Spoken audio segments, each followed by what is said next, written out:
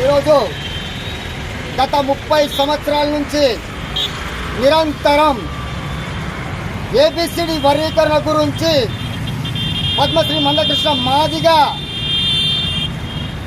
ఇది మాదిగ దండోర నుంచి ఈదుమూడు నుంచి ఈ ఏబిసిడి వర్గీకరణ మీద ఉద్యమం చేయడం మొదలుపెట్టాడు.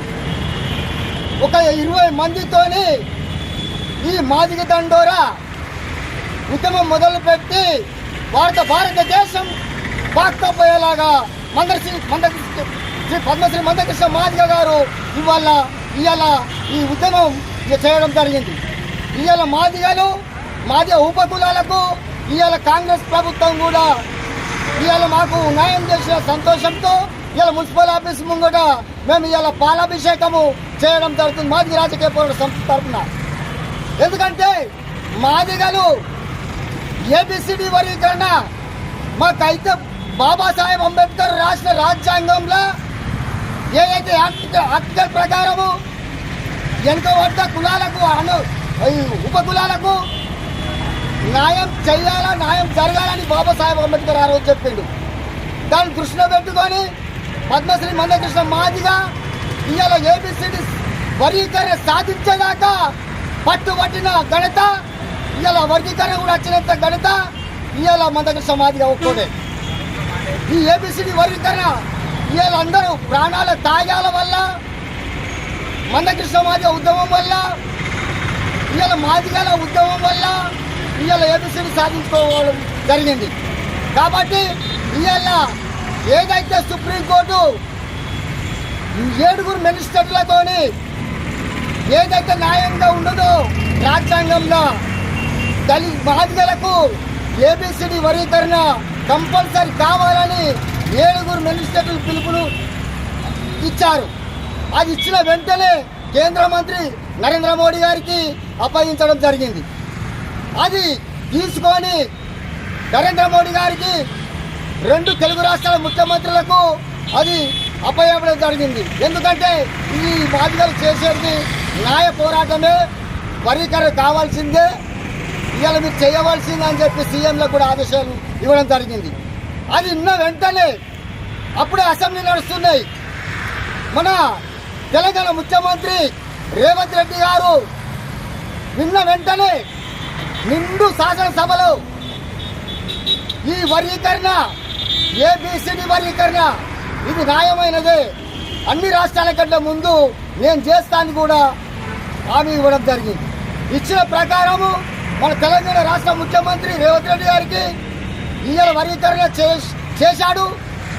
చేసిన సందర్భంగా ఆయన కూడా మా మాదిగ రాజకీయ పోరాట సమితి నుంచి, మా మాదిగల తరపు నుంచి, ఇవాళ ఎంఆర్పిఎస్ తరపు నుంచి ఉద్యమ నమస్కారాలు తెలియజేస్తున్నాం. నరేంద్ర మోడీ గారికి కూడా ఇవాళ ఆయన చేయబట్టి ఆయన సహకారంతో కూడా ఏబిసిడి వర్గీకరణ కూడా సాధించుకోవడం జరిగింది.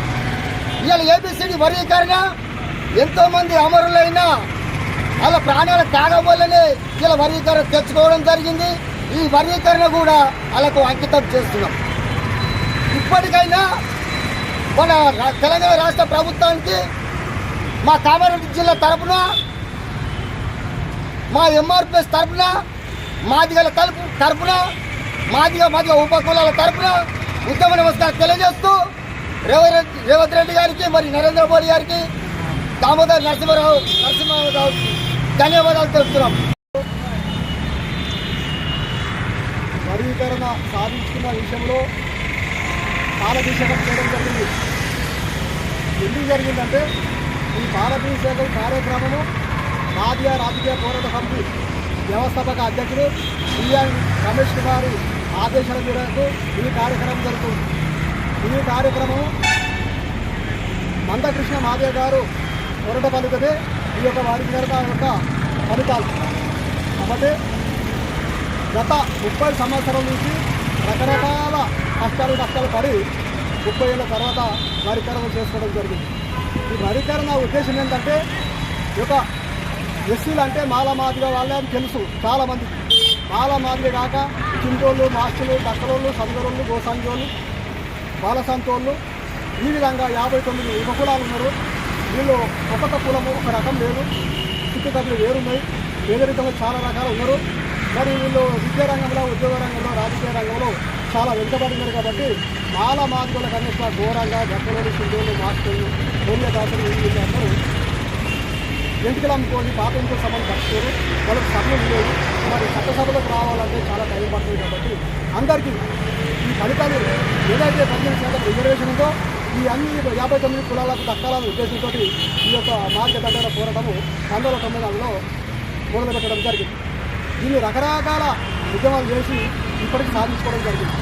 అంటే పక్కపంటి బీసీలకు 96 కులాలు ఉన్న బీసీలకు 25% రిజర్వేషను ABCD ఇక ఎక్కడ పెంచబడదో వర్గీకరణ చేయబడదు. అదేవిధంగా ఎస్సీ దాంట్లో కూడా ABCD వర్గీకరణ కావాలా. అంబేద్కర్ ఏదైతే సాధించి చెప్పిందో ఈ యొక్క 15% రిజర్వేషన్ అన్ని కులాలకు చెందాలనే ఉద్దేశం బట్టి మందకృష్ణ మాదిగ యొక్క ఉద్దేశము, ఆలోచన దాన్ని ఇప్పుడు సాధించుకోవడం జరిగింది.